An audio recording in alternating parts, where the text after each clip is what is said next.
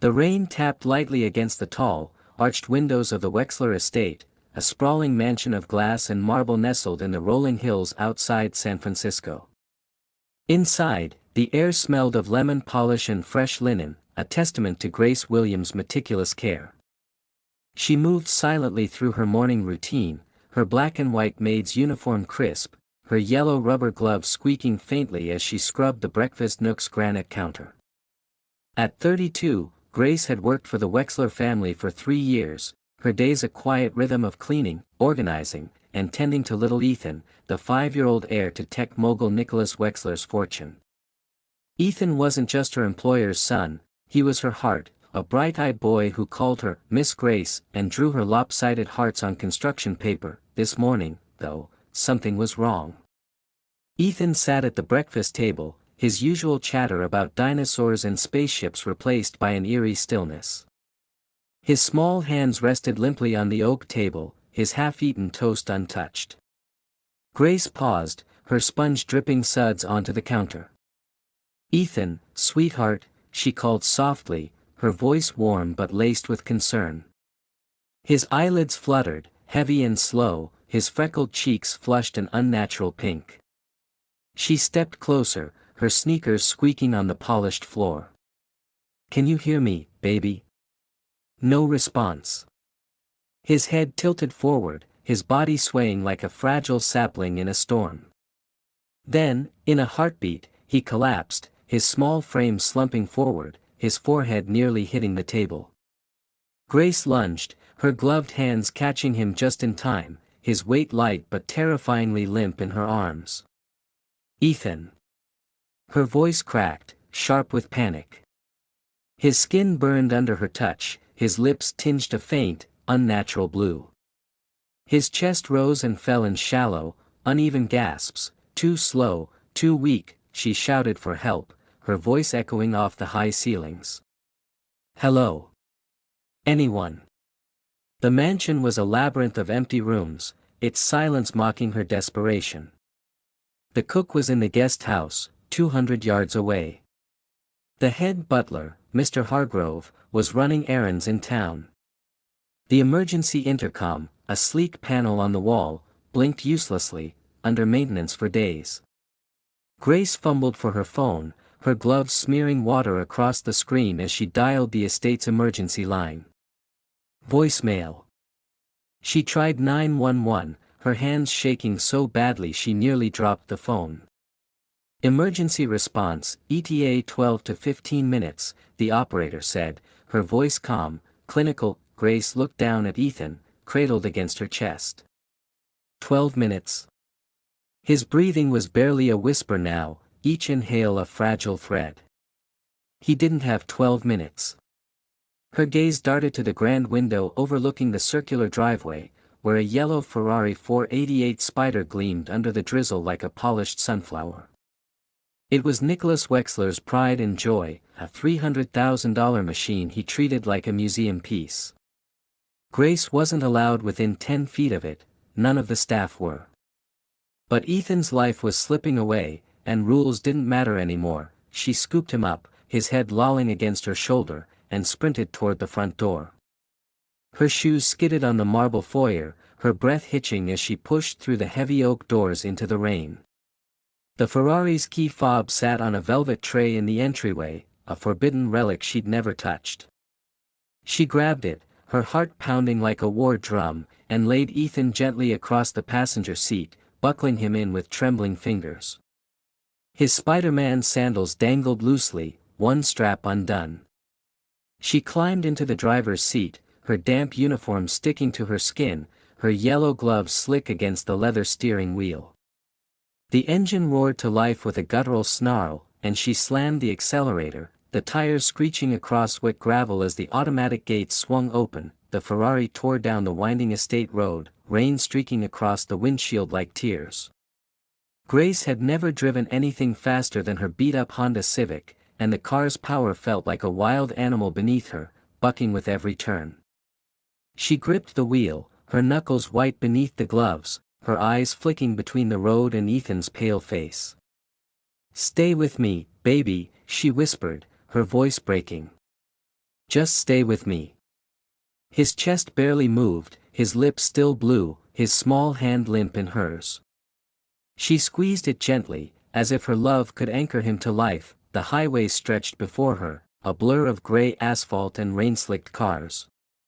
She pushed the Ferrari to 90, then 100 miles per hour, weaving through traffic with more instinct than skill. Horns blared as she ran a red light, swerved past a delivery truck, and nearly spun out on a curve, the tires squealing in protest. The city skyline loomed closer, the hospital only minutes away. Ethan convulsed suddenly, a single, sharp jerk that sent her heart into her throat.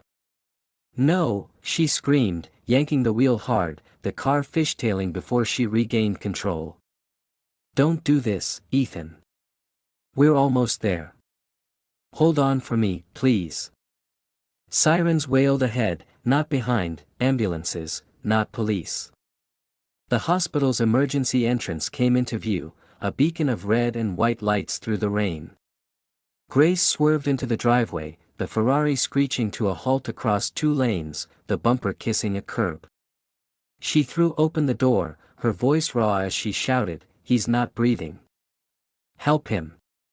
Nurses and doctors rushed out, their faces a mix of shock and urgency as they saw the yellow supercar and the maid in her soaked uniform, yellow gloves still on, cradling a child. They lifted Ethan onto a stretcher, his small body vanishing into the chaos of the ER. A police officer appeared, his hand on his holster. "Ma'am, step out of the vehicle. Hands where I can see them." Grace obeyed, her legs trembling, her body numb from adrenaline. "I didn't steal it," she said, her voice barely above a whisper. "I was saving him." The cuffs clicked around her wrists, cold and heavy. As they led her to the squad car, a nurse's voice cut through the rain, "If she hadn't brought him in when she did, he'd be gone." Back at the estate, security footage had already triggered alarms. The head butler, Hargrove, called Nicholas Wexler mid-board meeting in a glass-walled office downtown. "Sir, your Ferrari, it's been stolen."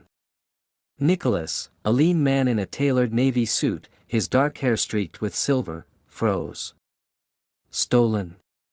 By who?" Hargrove hesitated. "Grace. The maid." Nicholas's jaw tightened, his mind struggling to reconcile the quiet, unassuming woman who polished his floors with the idea of a thief. "Call Haven the police," he snapped, ending the call. His Ferrari wasn't just a car, it was a symbol, a reward for years of ruthless ambition. And Grace had taken it. At the hospital, Nicholas arrived in a fury, his Mercedes parked crookedly in a fire zone. He stormed through the ER doors, his $2,000 loafers clicking on the linoleum, his security team trailing like shadows. "Where's my son?" he demanded at the front desk, his voice carrying the weight of a man used to being obeyed. The nurse, a woman with tired eyes and a clipboard, recognized him instantly. "Trauma room 2, Mr. Wexler. He's being stabilized. He wasn't breathing when he arrived." Nicholas's breath caught. "Who brought him?" The nurse hesitated. "Your maid, Grace. She's in custody now, in the holding area." Nicholas pushed past her, ignoring the "authorized personnel only" signs. Through the glass window of Trauma Room 2, he saw Ethan, his Ethan, lying on a hospital bed, oxygen tubes snaking from his nose, heart monitors beeping steadily. His son's face was pale, his curls damp with sweat, but he was alive. A nurse adjusted an 4-line, her movements gentle. A doctor scribbled on a chart. Nicholas pressed a hand to the glass, his throat tight. "Oh my God," he whispered, the anger draining from him like water from a cracked vase. The doctor stepped out, his scrubs wrinkled from hours on shift. "Mr. Wexler." Nicholas nodded, unable to speak. "Your son had a sudden respiratory collapse, likely a rare allergic reaction, extremely aggressive. If he'd arrived even 5 minutes later, we wouldn't be having this conversation." Someone got him here just in time. Nicholas's world tilted. He turned from the glass, his polished exterior cracking. The doctor's words echoed, just in time. He followed a security guard to the holding area, a stark room with fluorescent lights and a single metal chair. Grace sat there, her hands cuffed behind her, her uniform streaked with road dust and rain. Her dark hair, usually neatly pinned, hung loose around her tear-streaked face. She looked up, her brown eyes wide with fear and exhaustion. For a moment, neither spoke. "I didn't mean to steal it," she said, her voice trembling but steady. He stopped breathing. "I called, but no one answered. The ambulance was too far. I didn't know what else to do. I buckled him in, I drove carefully, I talked to him the whole way. I swear, I just wanted to save him." Nicholas stared at her, not as a maid, but as a woman who had carried his son through a storm of fear and risk in a car she wasn't allowed to touch. "Stop," he said softly, his voice raw. "You saved him." Grace's breath hitched, tears spilling over.